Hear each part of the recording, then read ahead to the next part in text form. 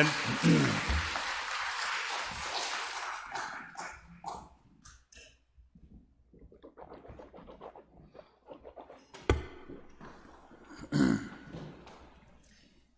6월 둘째 성일날 주의 전에 찾아 나온 여러분 모두에게 우리 하나님의 은혜와 평강이 가득히 임하시기를 축원합니다.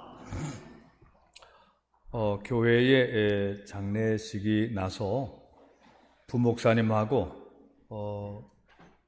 임경자 권사님의 그 친정어머니가 돌아가신데 배미정 권사님의 또 시어머니이기도 하고, 그래서 이은영 장로님, 또 추순희 장로님, 권철아 권사님 이런 분들이 일부 예배 드리고 지금 거기에 장례식에 같이 가 있습니다. 오후 예배에 합류할 걸로 믿습니다.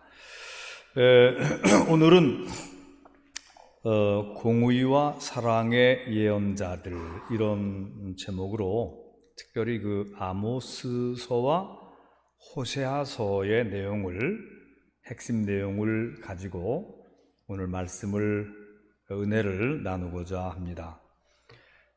선지자라는 말의 뜻은 먼저 안다는 뜻이에요. 선지자. 그리고 또 선견자라는 말도 쓰여졌어요. 선견자. 이것도 먼저 보다는 그런 뜻이죠. 선견자. 그리고 이 선지자를 예언자라고도 하는데, 예언은 예금처럼, 예금은 돈을 맡기다는 게 예금이잖아요. 예언은 말씀을 맡았다는 그런 뜻이기도 해요. 그래서 하나님의 말씀을 맡은 자, 예언자, 먼저 아는 자, 선지자, 이게 이제 같은 말인 것입니다. 히브리 말로는 나비라는 그런 말로 쓰여져요. 구약 성경에는 이 예언서가 한 3분의 1 정도를 차지하고 있어요. 오경과 예언서들과 속문서들, 이게 구약 성경의 구성이거든요. 이 다윗 왕과 솔로몬 왕 시대에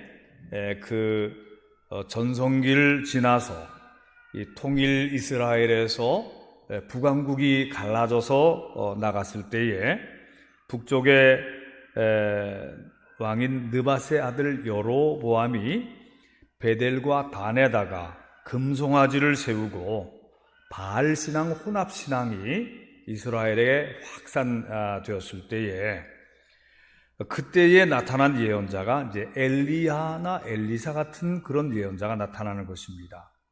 엘리야는 불같은 예언자였죠.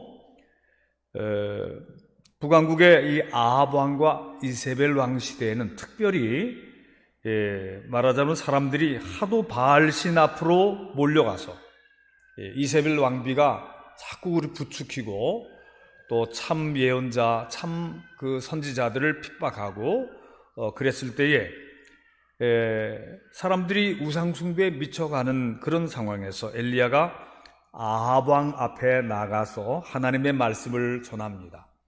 이제부터 내가 다시 말할 때까지 하늘에서 비나 이슬도 내리지 않을 것이요, 하나님의 말씀이요. 재앙을 선포하고 나갔어요. 비가 오지 않는 가뭄과 아주 극심한 그런 한재를 선포하고 그리고 숨었습니다. 그리고 나서 3년 반쯤 다 됐을 때 엘리야는 다시 나타나서 갈멜산이라고 하는 그 산에서 종교 대결을 벌입니다.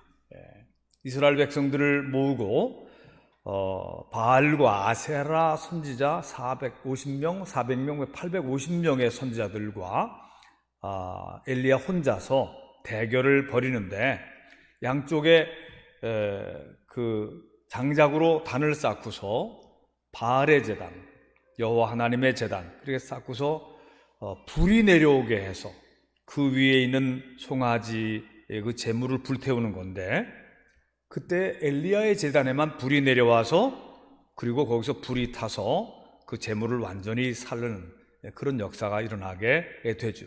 엘리야는 이 불의 예언자입니다. 불이 내려오게 하는. 그리고 나서 또 그가 기도할 때에 그동안 3년 반 동안 내리지 않았던 아주 극심한 가뭄이 끝나고 단비가 내리는 그런 역사가 일어났어요. 자, 이러한 그 엘리야 시대와 엘리사 시대가 지나서 한 100년쯤 지나서 진짜 예언자들의 그 전성기, 예언의 황금 시기가 오는 겁니다. 이때를 BC 8세기라고 그러는데, 이 BC 8세기 예언자들은 문서 예언자들이라는 그런 말로 또 일컬어집니다. 그러니까 조금 전에 우리가 말씀했던 그 엘리야나 엘리사 같은 예언자들은 그들의 예언의 말씀들이 기록이 되어 있지가 않아요. 그들이 얼마나 놀라운 기적을 일으켰고 용감하게 타락한 왕권과 싸웠고 우상 숭배로 미쳐가는 그 백성들을 일깨운 그런 이야기들이 전에는 오지만 그분들의 그 위대한 선지자들의 설교가 남아있지가 않아요. 이제 남아있는 게 그 갈멜산 위에서 그 종교 대결을 벌일 때 너희가 어느 때까지 이 두 사이에서 머뭇거리려느냐. 여호와가 하나님이면 여호와를, 바알이 하나님이면 바알을 섬길지어다. 이런 이 간단한 설교만 기록되어 있을 뿐 모든 설교들이 남아있지를 않아요. 그러나 이제 BC 8세기에 이르렀을 때에 아모스, 호세아, 이사야, 미가 이런 예언자들은 이때부터 그들의 설교가 그들의 활동과 더불어서 고스란히 문서로 기록이 되어 있는 것입니다. 그래서 BC 8세기면 BC 한 760년을 얘기를 하는데, 그렇다면 지금부터 2700~800년 전의 예언을 우리는 성경을 통해서 읽고 있는 거예요. 그 중에 이제 대표 주자가 아모스입니다. 여러분들이 이 아모스를 오늘 이제 사실 아모스만 가지고도 한 학기를 제가 강의할 수 있는데, 아모스, 호세아 이 두 선지자를 동시에 오늘 취급하기 때문에 중요한 핵심 내용들만 이제 보고 지나가려고 해요. 아모스는 8세기 예언자의 선두주자며 그의 별명이 공의의 예언자입니다. 한번 따라 하십시다. 공의의 예언자. 정의의 예언자, 공의의 예언자입니다. 아모스의 고향은 유다 남쪽에 베들레헴, 예수님의 고향인 그 베들레헴, 다윗의 고향이기도 한 그 베들레헴에서 조금 더 남쪽으로 내려오면 드고아라고 하는 작은 동네가 있는데 양을 치고 농사를 짓는 그런 전형적인 시골 마을입니다. 이 드고아 출신의 농부요, 또 양떼를 기르는 목자이기도 했던 아모스. 이 사람이 양털을 팔고 농사의 그 곡식을 팔고 열매들을 팔기 위해서 이제 도시로 나가고, 그리고 사마리아라든가 베델 같은 북쪽의 큰 도시들을 여행하면서 그는 북쪽 이스라엘, 자기 동족 북쪽 이스라엘 사람들이 이 아모스는 남쪽 사람이긴 하지만 같은 민족이라고 생각했으니까 윤리적으로 힘이 타락했고 베델과 단에 금송아지 세워져서 험난하게 섬기고, 정치적으로도 왕도 타락하고 그리고 귀족들도 타락하고 상인들, 장사하는 사람들도 경제적으로도 타락하고, 그리고 종교도 타락하고, 모든 것이 타락하고 음란하고 우상숭배, 혼합주의로 나가서 이 백성의 미래가 심각하다라고 하는 것을 느끼는 거예요. 그러니까 한번 돌아와서 자기 조용한 시골 마을에 와서 자기 백성들이 아주 심하게 잘못 나가는 것을 깊이 묵상하는 그런 가운데 어느 날 하나님의 부르심을 받게 되는 것입니다. 그러니까 예수님의 제자 베드로나 또 야고보나 요한 이런 사람들이 그 어부로서 그물을 던지던 사람들이 나를 따르라, 그리하면 내가 너희를 사람을 낚는 어부가 되게 하리라, 이렇게 말씀하실 때 이 사람을 낚는 어부가 되기 위해서 예수님의 제자가 되어 나간 것처럼 이 아모스는 농사꾼이었는데 깊이 묵상하다가 하나님의 부르심을 받고 농사 짓는, 또 양떼들을 돌보는 그 농촌을 떠나서 하나님의 말씀을 가지고 도회지로 나와서 용감하게 선포를 하는 거예요. 들으라, 하나님의 말씀이다. 너희가 살기 위하여 선을 구하고 악을 버릴지어다. 그러면 혹시 하나님께서 너희를 불쌍히 여기실 것이다. 이것은 마치 세례 요한의 설교 비슷해요. 도끼가 나무 뿌리에 이미 도끼가 내려찍히고 있는 상황이다. 회개하고 돌아오라. 아모스는 아주 불같이 이스라엘 백성들에게 설교하고 있는 것입니다. 거짓 예언자들은 아모스가 매우 눈에 거슬려서 그를 핍박하고 모욕하고 감옥에 가두려고 하고 이제 그러는 것입니다.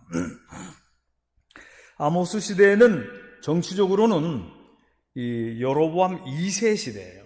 이 시대는 북왕국이 막 어지럽다가 잠깐 여러 면에서 안정되고 부흥되던 그런 시기예요. 그러니까 경제적인 지표가 좋아지고 또 군대도 강성하고 침략도 없고, 말하자면 지금 현재는 맑은 날씨인데 아모스 예언자는 곧 먹구름이 몰려올 거고 천둥 번개가 칠 것이고 벼락이 칠 것이고 대홍수가 나서 다 쓸려갈 것이라고 예언하는 좀 특이한 예언자죠. 그러니까 백성들이 들을 때에 지금 무슨 문제가 있다고 이렇게 보고 있습니다. 그러나 아모스는 심각한 죄악의 타락, 윤리적인 타락, 종교적인 모든 그 혼합주의, 가족의 해체, 심각한 이런 것들을 보면서 하나님과의 언약이 파기되고 있는 그 결과로 다가올 북왕국 이스라엘의 참담한 멸망에 대해서 보고 있는 것입니다.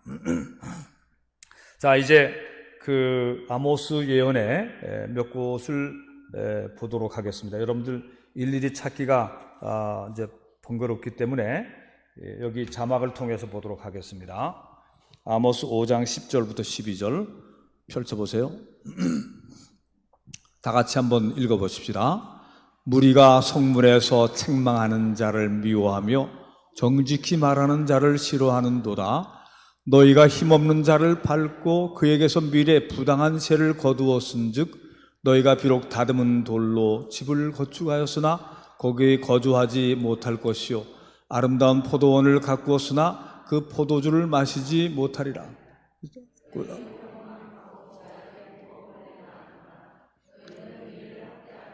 뇌물을 받고 성문에서 가난한 자를 억울하게 하는 자로다. 11절 한번 보세요. 힘없는 자를 밟고 미래 부당한 세를 거두었다. 이것은 세무행정에 이 타락된 것을 보여주고 있는 것이에요. 거기서 얻은 부당한 이득을 가지고 아름다운 포도원과 돌로 지은 집을 짓지만 너희가 거기서 살지 못할 것이다. 다음 8장 4절부터 6절을 보겠습니다. 다 같이 읽어보시겠어요? 가난한 자를 삼키며 땅에 힘없는 자를 망하게 하려는 자들아 이 말을 들을지어다. 너희가 이르기를 월삭이 언제 지나서 우리가 곡식을 팔며 안식일이 언제 지나서 우리가 밀을 내게 할고 에바를 작게 하고 세게를 크게 하여 거짓 저울로 속이며. 여기 잠깐 보세요. 에바는 되박을 얘기하는 거예요. 되박. 세겔은 추를 얘기하는 것입니다.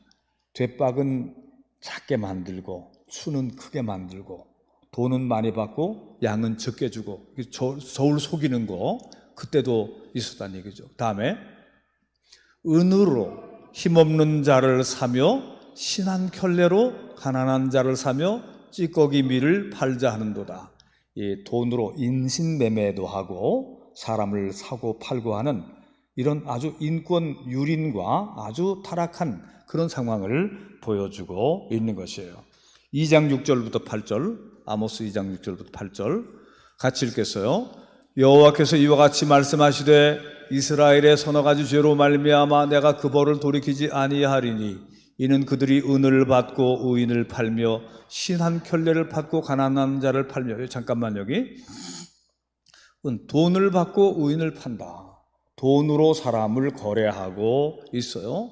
신 한 켤레값, 가난한 자를 판다. 이게 정말 우리나라에도 부츠 그 구두 한 켤레값으로 사람을 이렇게 팔고 또 사고 인신매매하고 그런 일이 실제로 있었습니다. 그 다음에 다 같이 읽어봐요. 힘없는 자의 머리를 티끌 먼지 속에 발로 밟고 연약한 자의 길을 굽게 하며 아버지와 아들이 한 젊은 여인에게 다녀서 내 거룩한 이름을 더럽히며, 자, 여기서 아버지와 아들이 한 젊은 여인에게 다닌다.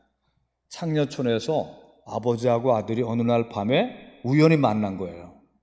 그런 상황을 얘기하는 것입니다. 얼마나 그 당시에 사회가 타락했는지 하나님의 거룩한 이름을 더럽히는, 하나님의 백성이라고 하면서 하나님의 거룩한 이름을 더럽히고 있는 음란하고 타락하고 부패하고 사악하고 인신매매하고 인권을 유린하는 왕부터 귀족부터 종교인부터 상인들과 일반 백성들이 다 타락한, 이게 다 어디서 나온 거냐? 이것이 베델과 단에다가 금송아지를 세우고 바알과 아세라를 섬기며 하나님과의 맺었던 언약을 멀리하며 세속 사람으로 떨어져 갔던 그러한 아모스 시대의 북왕국 이스라엘 사람들의 모습인 것입니다. 근데 그 결과가 어떻게 되냐 하면, 그 결과로 북왕국 이스라엘은 아모스 예언자가 예고했던 대로 역사적인 심판을 받아서 멸망당하게 되는 것입니다. 예언서라고 하는 것은 그 말씀대로 이루어졌기 때문에 성경에 들어와 있게 되는 거예요. 예언서의 말씀대로 이루어지지 않았다면 그 권위가 없기 때문에 경전에 들어올 수가 없는 것이죠.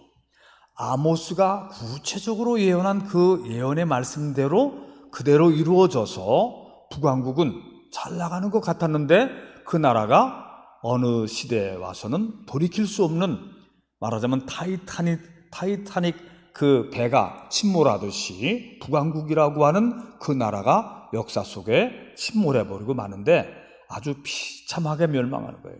실제로 역사 속에 BC 722년에 북쪽에서 일어난 아수르라고 하는, 세계사에는 아시리아라고 되는데, 그 아수르라고 하는 나라가 쳐내려오면서 하나도 긍휼을 여김을 받지도 못하게 아주 참담하게 초토화시켜서 많은 사람을 죽이고 끌고 가고 다 파괴하고 마는 것입니다.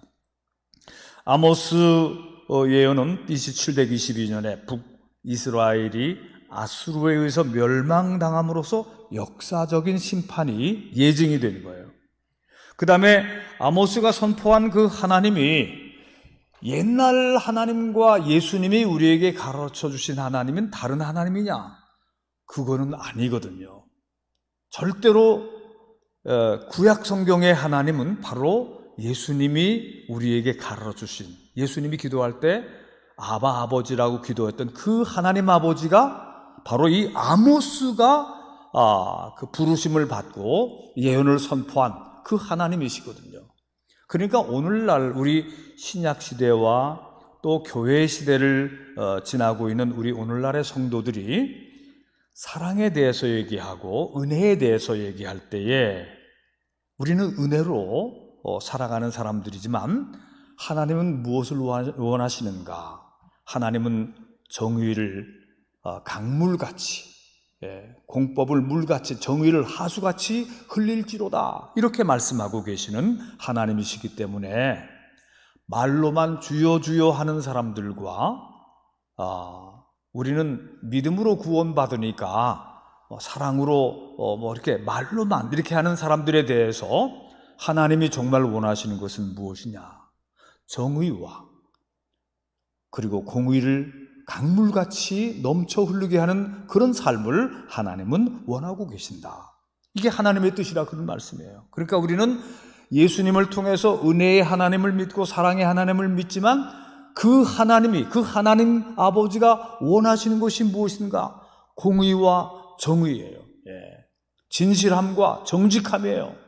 타락됨이 없이, 그리고 사람들을 멸시하지 말고 또 인간의 권리도 존중해 주면서 가난한 자와 약한 자들을 돌봐주면서, 그러면서 하나님의 자비와 사랑을 또 세워가는 그런 것이 하나님의 뜻이라. 이제 호세아를 연결해서 보도록 하겠습니다. 이 호세아는 아모스와 같은 시대의 예언자입니다. 아모스는 고향이 남쪽 사람인데 북쪽에 와서 예언을 했는데, 호세아는 고향이 북쪽 사람이기도 해요. 근데 아모스는 공의와 정의에 대해서 초점을 맞추고 하나님의 공의를 실천해야 된다. 너희가 살기 위하여 악을 버리고 선을 택하고 하나님께로 돌아오라고 설교했던 게 아모스라면, 호세아는 같은 하나님에 대해서, 하나님은 우리를 사랑하시는데, 그런데 우리는 하나님을 떠나서 하나님으로부터, 하나님은 가슴 아픈 사랑으로 우리를 질투하는 마음으로 우리를 사랑하고 계신다. 여러분, 그 호세아서 1장 1절부터 9절까지를 읽어보도록 하겠어요. 호세아는 그 제사장의 신분인데, 제사장 집안에서 자라났고 제사장 신분인데 결혼할 때가 됐는데, 하나님께서 호세아에게 너는 저 행실이 나쁜 음란한 여성 중에 내 아내를 맞이해라. 이거는 참 이상한 얘기잖아요. 처녀, 깨끗하고 또 순결한 처녀를 아내로 맞이해야 제사장 직분을 감당할 텐데, 하나님께서 호세아에게 너는 음란한 여성, 바람피는 여성을 골라서 결혼하도록 해라. 그래서 장려촌에 가서 한 사람을 골라서 결혼했는데, 그게 고멜이라고 하는 사람과의 결혼입니다. 결혼부터 이상하게 시작되고 있어요. 한번 봅시다. 열어보세요. 우시야와 요담과 아하스와 히스기야가 이어 유다 왕이 된 시대에, 곧 요아스의 아들 여로보암이 이스라엘 왕이 된 시대에 부엘의 아들 호세아에게 임한 여호와의 말씀이라. 2절 같이 읽어요. 여호와께서 처음 호세아에게 말씀하실 때 여호와께서 호세아에게 이르시되 너는 가서 음란한 여자를 맞이하여 음란한 자식들을 낳아라. 이 나라가 여호와를 떠나 크게 음란함이니라 하시니라. 잠깐. 자, 왜 그랬는가? 이 나라가 음란하기 때문에, 이 나라가 하나님을 떠나서 바람피고 간음하는 나라가 됐기 때문에 너는 간음하는 아내를 맞이해서 아이를 낳아라. 자, 그렇게 해서 그 다음 절을 같이 읽어보세요. 3절 시작. 이에 그가 가서 디블라임의 딸 고멜을 맞이하였더니 고멜이 임신하여 아들을 낳음에 여호와께서 호세아에게 이르시되 그의 이름을 이스라엘이라 하라. 조금 후에 내가 이스라엘의 피를 예후의 집에 갚으며 이스라엘 족속의 나라를 패할 것임이니라. 그날에 내가 이스라엘 골짜기에서 이스라엘의 활을 꺾으리라 하시니라. 자, 이스라엘이란 이름은 한 지역의 이름이에요. 그 북왕국 이스라엘의 아주 곡창지대, 평야가 이스라엘 평야입니다. 근데 이 평야, 비옥한 평야지대에서 아주 사악한 일들이, 잔인한 일들이, 억울한 피가 많이 흘려졌어요. 그래서 호세아가 고멜과 결혼해서 낳은 첫 번째 아들 이름을 이스라엘이라고 해라. 잠시 후에 이스라엘의 활을 꺾으며 이스라엘에게 큰 징계를 내릴 것이다. 거기에서 이스라엘에서 예전에 아합 왕과 그 이세벨이 착하고 성실한 농부 나봇의 포도원을 빼앗았어요. 그 아름다운 포도원을 빼앗고 나봇을 죽였습니다. 돌로 쳐서 억울하게 죽임을 당하게 했어요. 그리고 얼마 후에 나타난 예후라고 하는 왕은 바알과 아세라 선지자들을 처분한다는 그런 미명하에 또 그와 관계없는 엉뚱한 많은 사람들의 피를 또 흘렸어요. 이스라엘은 억울한 사람들의 피를 많이 본 그런 지역입니다. 우리나라는 광주 이런 어떤 그 원한이 서려 있는 그런 땅과도 연결되어 있는 것입니다. 자, 그 다음에 6절을 보세요. 6절 같이 읽어보십시다. 시작. 고멜이 또 임신하여 딸을 낳음에 여호와께서 호세아에게 이르시되 그의 이름을 로루하마라 하라. 내가 다시는 이스라엘 족속을 긍휼히 여겨서 용서하지 않을 것임이니라. 로루하마라. 둘째는 딸인데 긍휼이 없다. 내가 더 이상 긍휼히 여기지 않겠다. 이런 이름이 그 딸 이름으로 주어지는 거예요. 메시지가 예언자의 딸 아들과 딸에게 메시지가 있는 이름이 주어지는데 로라고 하는 것은 이스라엘 말에는 굉장히 강한 부정이 있는 거예요. not, never 이런 것입니다. 루하마, 긍휼이 없다. 긍휼이 여기지 않겠다. 이게 둘째 아이, 딸의 이름인 것입니다. 그러나 이제 7절 보면 그러나 내가 유다 족속을 긍휼히 여겨. 북쪽은 그렇지만 남쪽 유다는 좀 달라요.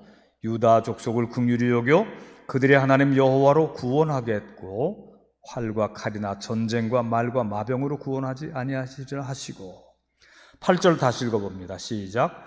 고멜이 로루하마를 젖된 후에 또 임신하여 아들을 낳음에 여호와께서 이르시되 그의 이름을 로암미라 하라. 너희는 내 백성이 아니요 나는 너희 하나님이 되지 아니할 것임이니라. 여기서 또 로가 붙어 있죠. 암미는 나의 백성이라는 뜻이에요. My people. 근데 로가 붙어 있기 때문에 You are not my people. 너희는 더 이상 내 백성이 아니다. 하나님께서 북쪽 이스라엘을 버리신다는 그런 예언의 말씀이 주어지고 있는 것입니다. 참 이상한 관계죠. 호세아와 그의 음란한 아내, 행실이 나쁜 바람피는 아내와의 결혼, 거기서 낳은 친자인지 아닌지 모르겠지만 그 자식이 낳아졌을 때 이스라엘, 기분 나쁜 이름, 로루하마, 긍휼이 없다, 로암미, 내 백성이 아니다, 이런 이름을 짓는 이것은 참 이상하면서도 가슴 아픈 일이고 슬픈 예언들이 거기에 들어 있는 것이에요. 그런데 이제 결론은 무엇인가? 하나님이 이스라엘을 향하여 가슴 아픈 사랑을 하고 있는 거예요. 질투를 하고 있는 거예요. 이스라엘 백성들은 하나님의 사랑을 버리고 하나님이 이스라엘을 짝사랑하고 이스라엘은 바알이나 아세라나 다른 우상들을 섬기며 나가고 세속의 마음이 뺏겨서 온갖 다른 신들을 섬기고 바람피고 돌아다니는데 하나님은 이스라엘을 찾으러 그의 행실 나쁜 바람난 아내 고멜을 찾으러 다니면서 설득하고 그리고 집으로 다시 데려오고 돈을 주고 다시 빼오고 이렇게 하면서 가슴 아픈, 그래서 질투하는 하나님의 사랑이 여기에 스며들어 있는 것입니다. 호세아 1장 10절부터 11절을 같이 읽어보겠어요. 호세아 1장 10절부터 11절 같이 읽습니다. 시작. 그러나 이스라엘 자손의 수가 바닷가에 모래같이 되어서 헤아릴 수도 없고 셀 수도 없을 것이며 전에 그들에게 이르기를 너희는 내 백성이 아니라 한 그곳에서 그들에게 이르기를 너희는 살아계신 하나님의 아들들이라 할 것이며 이에 유다 자손과 이스라엘 자손이 함께 모여 한 우두머리를 세우고 그 땅에서부터 올라오리니 이스라엘의 날이 클 것이미로다. 여러분 여기서 잠깐 보세요. 12절 2장 1절도 여기 같이 해보실래요? 11절 그 위에 부분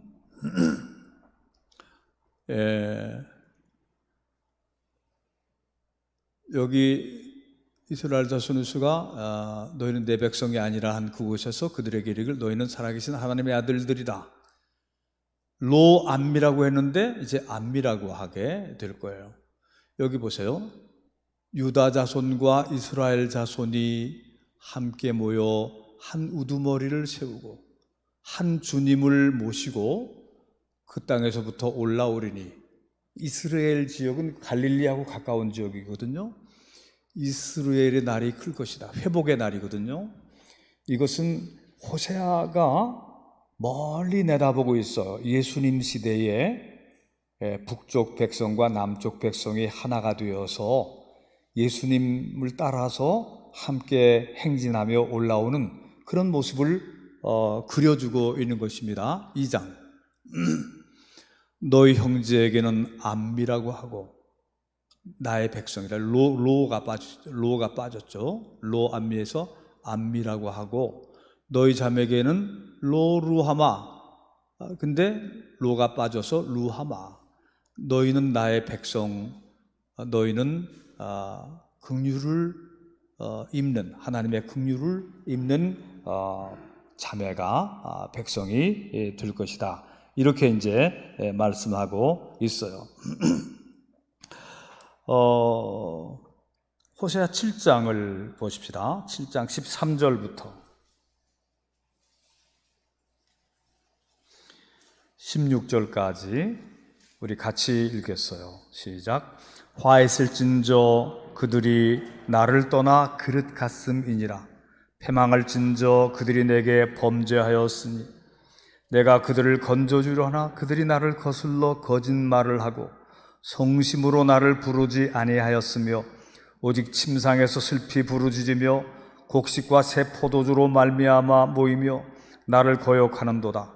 내가 그들 팔을 연습시켜 힘있게 하였으나 그들은 내게 대하여 악을 꾀하는도다.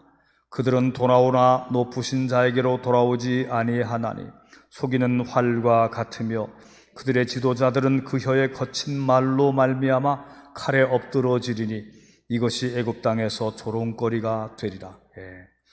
지도자들의 혀에 거친 말로 말미암아 칼에 엎드러지리라. 말을 함부로 막 하는 사람들이 있죠. 그런 사람들을 결코 옳은 사람들이라고 볼 수는 없는 것입니다.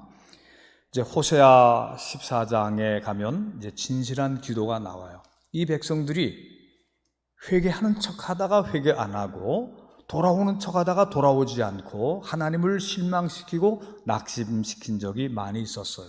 그러나 마지막에 이 백성들이 하나님께로 진실되게 돌아올 때가 있을 것이라고 호세아는 내다보고 있습니다. 하나님은 이스라엘에 대해서 끝까지 버리지 않고 계세요. 그 행실 나쁘고 타락하고 음란하고 문제가 많은 그 고멜 같은 이스라엘을 하나님은 버리지 아니하시고 그들이 진실된 기도를 하고 돌아올 때에 그들을 회복시키려고 계획하고 계시는 것입니다. 호세아 14장 1절부터 3절을 같이 읽겠습니다.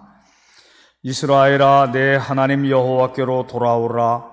내가 불의함으로 말미암아 엎드러졌느니라. 너는 말씀을 가지고 여호와께로 돌아와서 아뢰기를 기도하는 것입니다. 모든 불의를 제거하시고 선한 발을 받으소서. 우리가 수송아지를 대신하여 입술의 열매를 주께 드리리이다. 우리가 아수르의 구원을 의지하지 아니하며 말을 타지 아니하며 다시는 우리 손으로 만든 것을 향하여 너희는 우리 신이라 하지 아니하오리니 이는 고아가 주로 말미암아 긍휼을 얻음이니이다 할지니라. 이 호세아 시대에 이제 호세아 예언 속에 이스라엘에게 참 회개하는 기도를 가르쳐 주고 있는 거예요. 이렇게 너희가 기도하고 돌아오면 하나님께서 너희를 받으시고 너희를 다시 회복시켜 주실 것이다. 이제 마지막 부분 호세아 14장 4절부터 보겠어요. 같이 읽으십시다. 내가 그들의 반역을 고치고 기쁘게 그들을 사랑하리라. 나의 진노가 그에게서 떠났음이니라. 내가 이스라엘에게 이슬과 같으리니 그가 백합화 같이 피겠고 레바논 백향목 같이 뿌리가 박힐 것이라.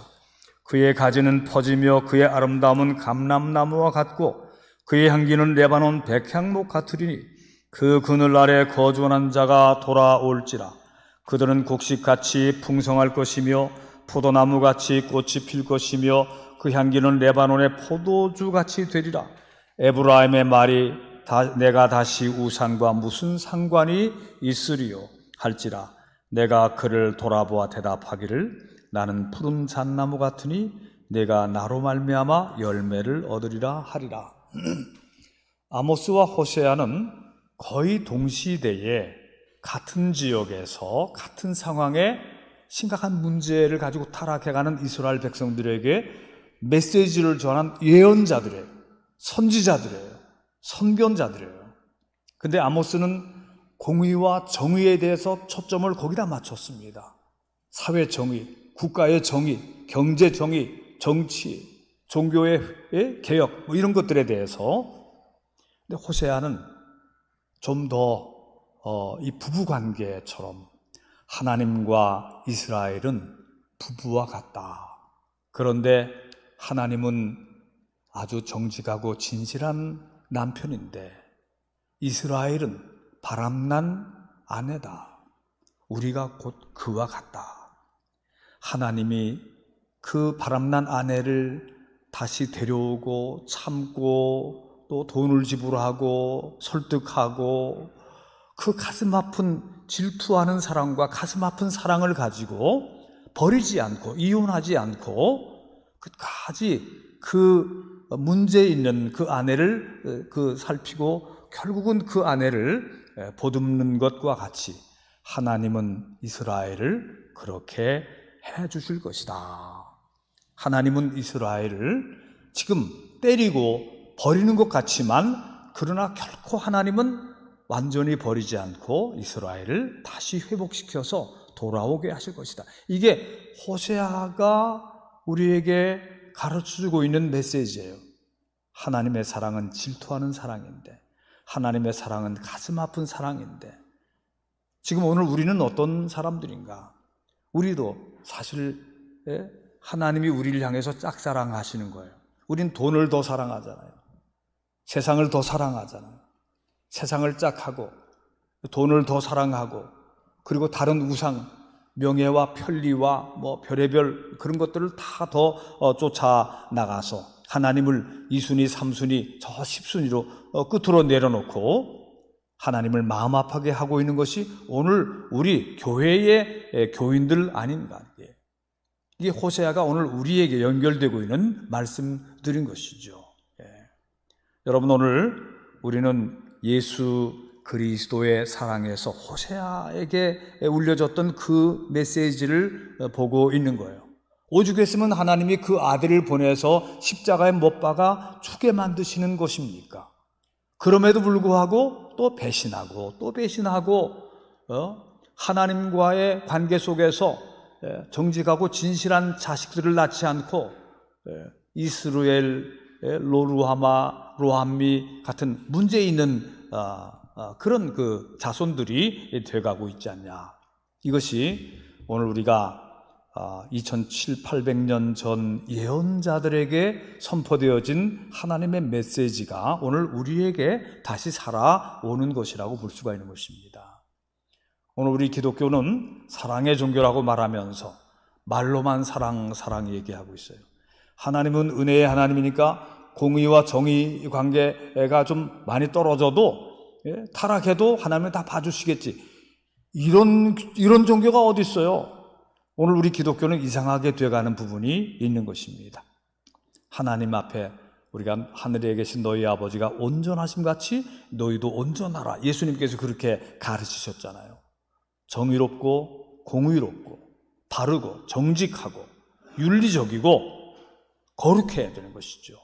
그리고 사랑하고 진실하고 그리고 희생하고 헌신하면서 하나님의 사랑에 응답하는 진심으로 하나님께로 돌아오는, 너희가 돌아오려면 진심을 다해 돌아오라, 이렇게 설교하고 있는 거예요. 우리 하나님께로 진심을 다해서 돌아오는 진정한 회심과 구원의 역사가 오늘 여기에 일어나게 되기를 주님의 이름으로 축원합니다. 기도하십시다.